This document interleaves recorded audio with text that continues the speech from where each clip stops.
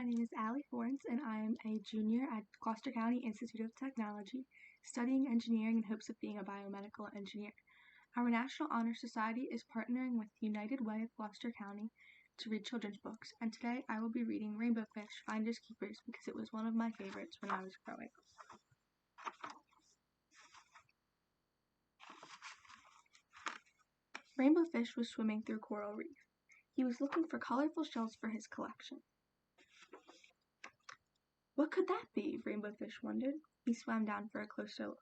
It's so bright and shiny. Sea glass, cried Rainbow Fish. It's so beautiful. Rainbow Fish loved the sea glass. He always carried it around. Pretty sea glass with a hole in the middle.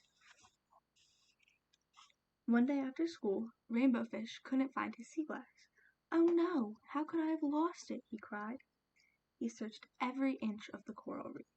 He looked everywhere, but he could not find it. It wasn't at the sunken ship or swirling in the whirlpool. It wasn't along Mr. Krabitz's shortcut. Rainbow Fish was heartbroken. His beautiful sea glass was gone.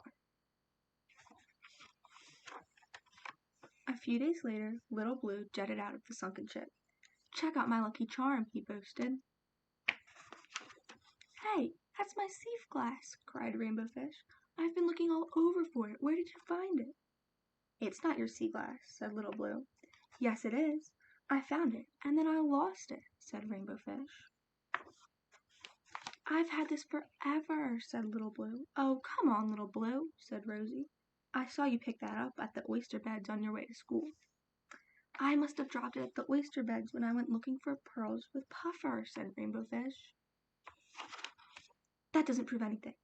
Just because you lost a piece of sea glass doesn't mean that this one is yours, cried Little Blue. Besides, said Little Blue, I've never even seen you with a piece of sea glass. I have an idea, said Dinah as she took the piece of sea glass and hid it behind her. Describe the sea glass to me, she said. Little Blue, you start.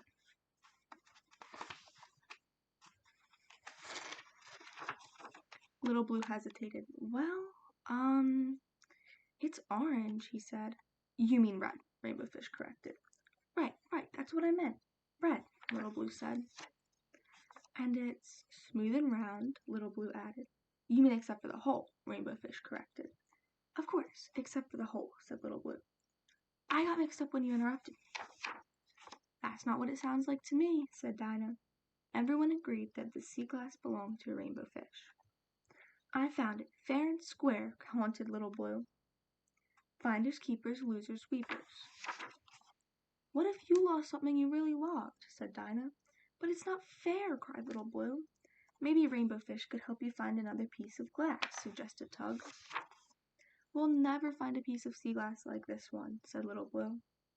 We can find one that's just as pretty, said Rainbow Fish. You can hold this one while we look.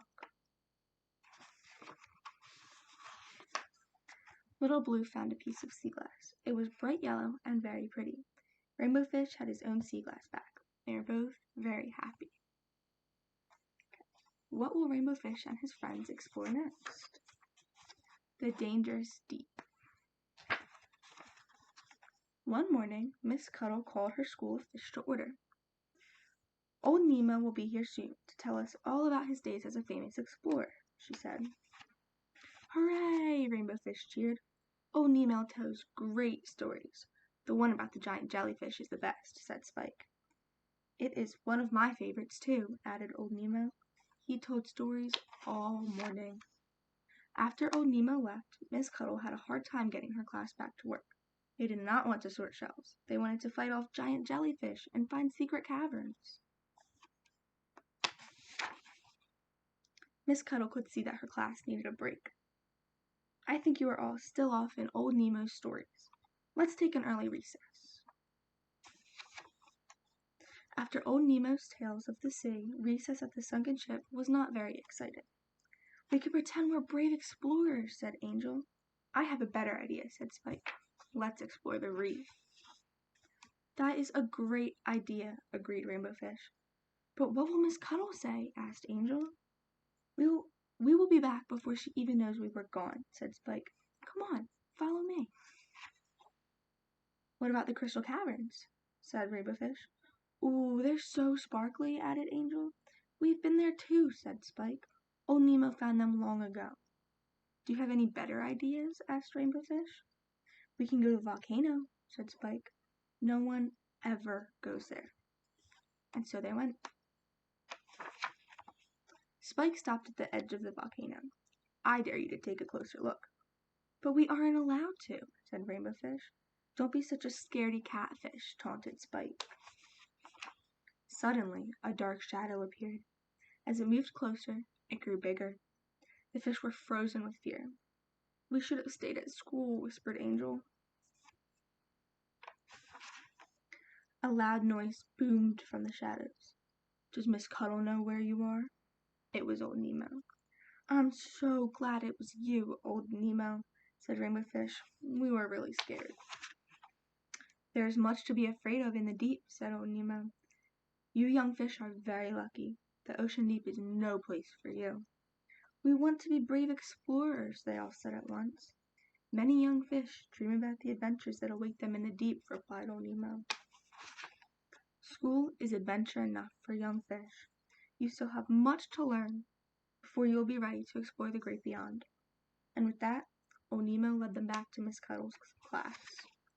Rainbowfish, Spike, and Angel told Miss Cuddle they were sorry for swimming off by themselves. They promised to never do it again. I'm just glad you're back safe and sound, she replied. Old Nemo was right. School was the only adventure they needed. The end.